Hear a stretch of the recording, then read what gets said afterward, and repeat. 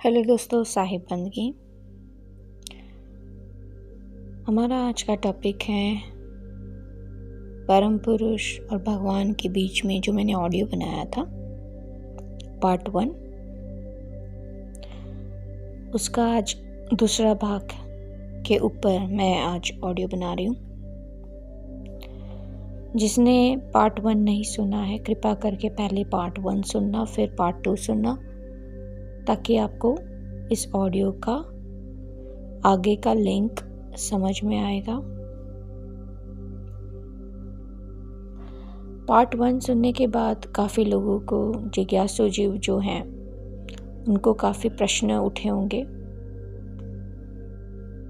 जिसके साहिब कृपा से आगे आने वाले ऑडियो में आपको धीरे धीरे सारे सवालों के उत्तर मिलते जाएंगे। आपके सारे उत्तरों के सवालों के जवाब वैसे तो आपको साहिब जी की एक किताब है, प्रश्नोत्तरी, क्वेश्चन एंड आंसर, उसकी किताब है, फ्री बुक अवेलेबल है sahibandgi.org। उसमें आप फ्री बुक डाउनलोड करें और उसमें आपको सारे सवालों के उत्तर साहिब जी ने दिए हैं। जितने भी आपके मन में सवाल हैं, उसके सभी के हर प्रश्न के उत्तर उन्होंने उस किताब में दिए हैं। पर उनमें से कुछ आपके प्रश्नों के उत्तर आज साहिब कृपा से देने का प्रयास कर रहे हैं हम। तो जैसे कि आपने ऑडियो पहले वाला पार्ट सुना होगा, जिसमें आपको पता लगा होगा कि परम सत्ता कौन है, वो सुप्रीम गॉड कौन है, जिसको कोई नाम नहीं दिया जा सकता, पर हमें शब्द लेकर ही समझाने के लिए हमें गॉड, भगवान, ईश्वर ऐसे शब्द से हमें बताना पड़ रहा है।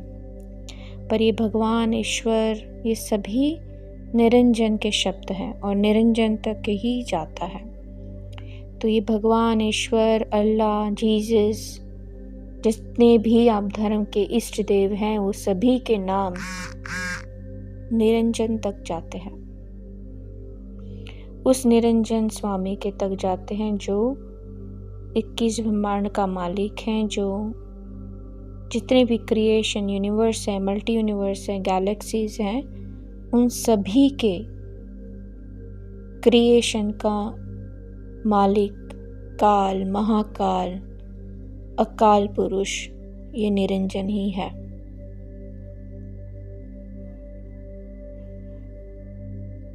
अभी आपको प्रश्न उठे होंगे, जो हम तीर्थ पूजा या मंत्र जिसका जो हम जाप करते हैं, प्रेयर्स करते हैं, हज में जाते हैं, तीर्थ यात्रा करते हैं, तो क्या हमें इसका लाभ नहीं होता होगा? हमें लाभ इस होता है। निरंजन ने अपने कायदे नियम बनाए हैं। जैसे आप मानो किसी देश में रह रहे हो और उस देश के नियम कायदे आपको फॉलो करने पड़ते हैं, और आपके उस कायदे नहीं मानने के कारण आपको सज़ा भी मिलती है, और नियम अगर अनुसार काम करते हो तो आपको कोई प्रॉब्लम नहीं होती है। उसी तरह उसने पाप, पुण्य, कर्म और कर्म से बचने के लिए उसने पूजा पाठ, तीर्थ यात्रा, प्रेयर्स, नमाज, अरदास, ये सब करने से आपके कर्म अच्छे बनते हैं, कर्म करते हैं। इस तरह से उसने नियम बनाए। तो इस तरह से पाप जो करता है वो नरक को जाता है, और जो सही कर्म करते हैं, तपस्या करते हैं, उसको उस हिसाब से वो उसको स्वर्ग और आदि अलग अलग लोक में उसको स्थान मिल जाता है। तो कोई भी आप कुछ भी करते हो, प्रेयर्स करते हो, पूजा करते हो, वो सब आपके भक्ति मन तक जाती है, और मन को सुनने वाला केवल निरंजन है।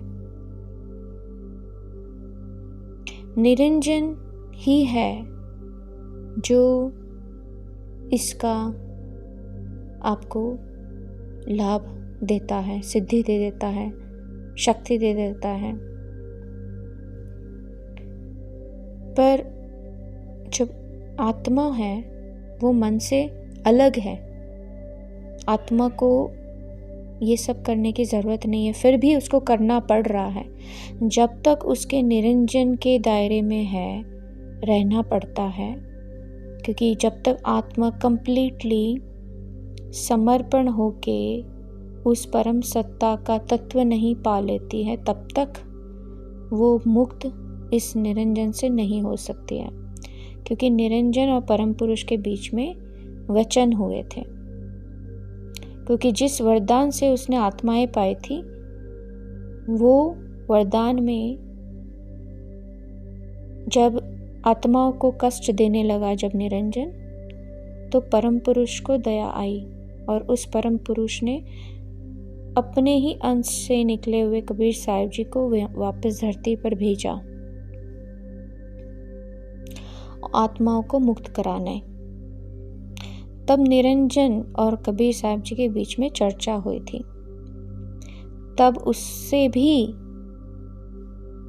वचन ले लिए थे कि अगर ऐसा किया तो मैं सारी आत्माएं आपके पास चली जाएगी, तो मैं राज्य कैसे चलाऊंगा। और जो मुझे श्राप दिया है 1 लाख जीवों का ग्रास करने के लिए, मेरा वो श्राप पूरा कैसे होगा। तो ये सब शब्द जो परम पुरुष के थे वो वापस कटे नहीं। उसके कारण कबीर साहिब जी को भी वचन देने पड़े कि ठीक है, जब तक आत्माएं समर्पण नहीं होती है उस परम पुरुष की, तब तक ये निरंजन में रहेगी। और जो आत्माएं समर्पण हो जाएगी उस परम सत्ता में, वो ही अधिकारी आत्माएं होगी जो इस निरंजन मन से मुक्त हो पाएगी। इसीलिए इस निरंजन ने ऐसे जाल बिछाई, उसने इतनी माया का सर्जन कर दिया इस कलयुग में कि आत्मा के लिए हर तरीके की माया इसने रख दी। बच्चों के लिए आप देखते हो गेम्स बना दी, इतने खिलौने ऐसे बना दिए जो अपने ही माया में खेलता रहता है। जब बच्चा बड़ा होता है उसके लिए अलग माया बना दी, रिश्ते नाते मोह और मित्र, गर्लफ्रेंड, बॉयफ्रेंड, इस तरह से कामनाएं पैदा करने के लिए अलग अलग आप देखते हो गंदे काम हो रहे हैं। ये सब निरंजन की माया है।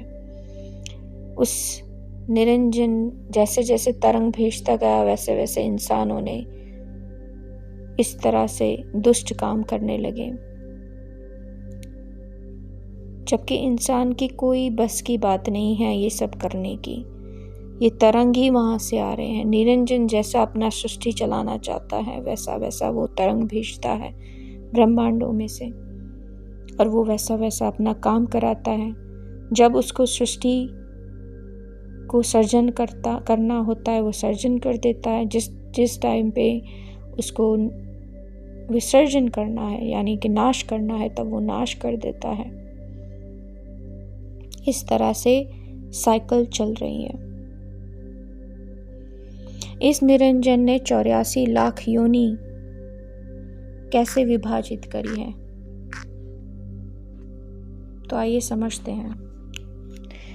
इसने 9 लाख जलचर योनि बनाई है, जिसमें मछली, कछुआ, मगर आदि ऐसे जीव जो 9 लाख योनि में आत्मा शरीर को धारण करती है। यानी कि आत्मा के लिए जो कर्म अनुसार जैसे जैसे शरीर मिलते जाते हैं, उस अनुसार आत्मा का ध्यान इतना नीचे जाता है। फिर उसके लिए 11 लाख योनि जैसे कीट पतंगे, जैसे मक्खी, मच्छर, चींटी आदि। 10 लाख योनि पक्षी जैसे कबूतर, तोता, चील, चिड़िया आदि। फिर 30 लाख योनि जानवर जैसे गाय, बकरी, हाथी, शेर आदि।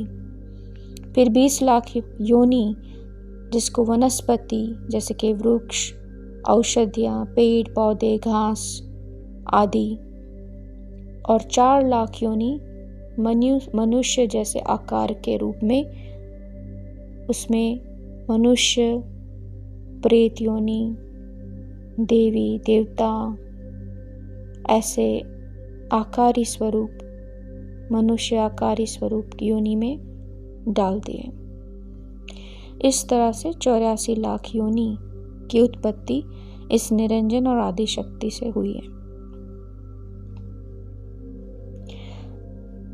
तो जितने भी हम पूजा पाठ करते हैं वो सभी इस 5 महाआत्माओं तक ही पहुंच रही हैं। 5 महाआत्मा कौन? तो कहते हैं त्रिदेव, ब्रह्मा विष्णु महेश, आदि शक्ति और निराकार। इन 5 तक आपकी भक्ति जाती है और वो विष्णु जिसको सृष्टि का कर्ता पुरुष कहा, संचालक कहा, विष्णु ही अलग अलग अवतार में आते हैं। 10 अवतार भी विष्णु के ही हैं। वो ही अवतार अलग अलग जगह पर अलग अलग रूप में ईश्वर बने हुए हैं। वो ही संचालक है। ब्रह्मा जी सृष्टि रचयिता हैं और शिव नाश विसर्जन करने वाले देवता हैं। मोक्ष के भी शिव ही हैं। इस तरह से तीनों देवता को मुख्य रूप से इस 3 लोक के ब्रह्मांड का परमात्मा ईश्वर बना दिया है और खुद निराकार रूप में वो शून्य में लुप्त होकर, गुप्त होकर तरंग भेजते हैं। वो परम पुरुष की ही तपस्या करता है, क्योंकि वो भी भक्ति करता है पर वो परम पुरुष की करता है।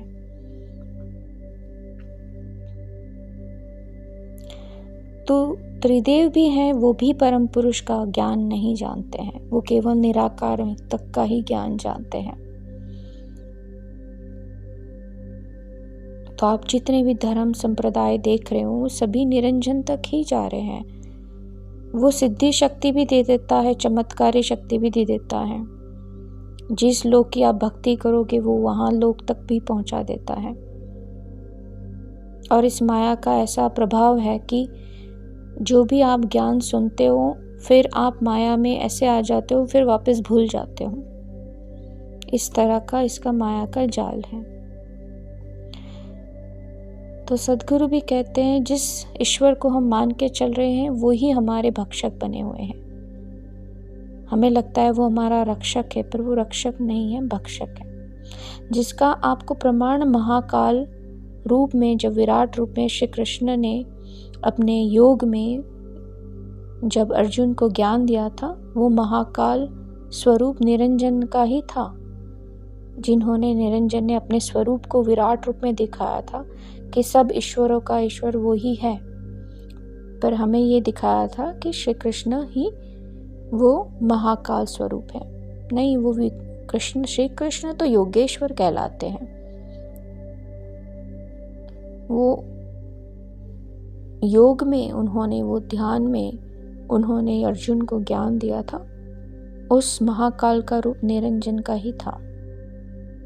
और उसमें आप देख भी रहे हो कि कितने मुनि ऋषि सब मुख में जा रहे हैं और एक तरफ सर्जन हो रहा है। वो भी कह रहे हैं कि जब मैं चाहूँ मैं उसको मिटा देता हूँ, जब चाहे मैं सर्जन कर देता हूँ। वो ही महाकाल है। इस तरह से उन्होंने अपनी ही वाणी में, भागवत गीता में भी उनका प्रमाण दिया हुआ है।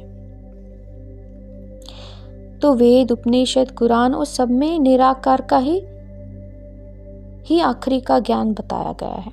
बाइबल में भी जीसस ने कहा है सन ऑफ गॉड, मतलब क्या हुआ? वो भी निराकार, फॉर्मलेस गॉड की ही बात कर रहे, वो भी निराकार तक ही जाता है। तो सभी जितनी भी सृष्टि में ईश्वर की बात हो रही है वो सभी निरंजन में जा रही है, उससे आगे की बात नहीं हो रही है। आगे की बात केवल परम पुरुष ने कबीर साहिब जी को इस संदेश को लेकर इस गुप्त ज्ञान को उजागर किया था। जबकि सदगुरु कबीर साहिब जी तो हर युग में आए हैं और हर युग में इन्होंने उस परम सत्ता का ज्ञान दिया है। और उस समय में ऋषि मुनि को गुप्त तरीके से ज्ञान दिया जाता था, वो महर्षि ऋषि कहलाते थे। सदगुरु शब्द तो बाद में आया, पहले महर्षि ऋषि का शब्द यूज किया जाता था। जो महर्षि ऋषि होते थे वो ही खाली सिर्फ मोक्ष के दाता कहलाते थे, वो ही मोक्ष की ओर जाते थे। पर जब कलयुग का समय आया तो कबीर साहिब जी ने सदगुरु का संदेश दिया, सार नाम का संदेश दिया कि जब तक आपको सार तत्व नहीं मिलता है तब तक आत्मा ये परम पुरुष की ओर नहीं जा सकती है। यानी कि परम पुरुष का ध्यान में कन्वर्ट नहीं हो सकती है, क्योंकि उसको समर्पण होना पड़ेगा। समर्पण कौन हो रहा है? समर्पण ये आत्माओं को होने की जरूरत नहीं है, आत्मा तो मुक्त है। पर आत्मा को समर्पण इसलिए करना पड़ रहा है क्योंकि जब तक आत्मा मन से जुड़ी है तो मन के कारण क्या हो रहा है कि उसका ध्यान में इतना उसको रस रुचि लग गई है कि वो अपनी रचनाओं में ही खेलने लगी। अब खेलने में उसको मन के साथ ही जुड़ गई, और जब तक वो मन से जुड़ी है तो मन को समर्पण करना पड़ेगा उसको, और वो मन को समर्पण नहीं कर पा रही है। इसके कारण उसको मन को समर्पण करना है सदगुरु के आगे। जैसे ही अपना मन सौंप देती है उस सदगुरु के शरण में, तब वो मन से कंप्लीटली मुक्त हो जाती है और अपने ध्यान को परम पुरुष की ओर ले जा सकती है। इस तरह से मोक्ष का ज्ञान सदगुरु ने दिया, और आज के समय में परमहंस मधु परमहंस साहिब जी इस ज्ञान को उजागर कर रहे हैं। आगे आने और वाले ऑडियो में आपको और गहराई में ज्ञान लाकर बताने की कोशिश करेंगे। आई होप आपको इस ऑडियो से आपके कुछ सवालों के उत्तर मिले होंगे।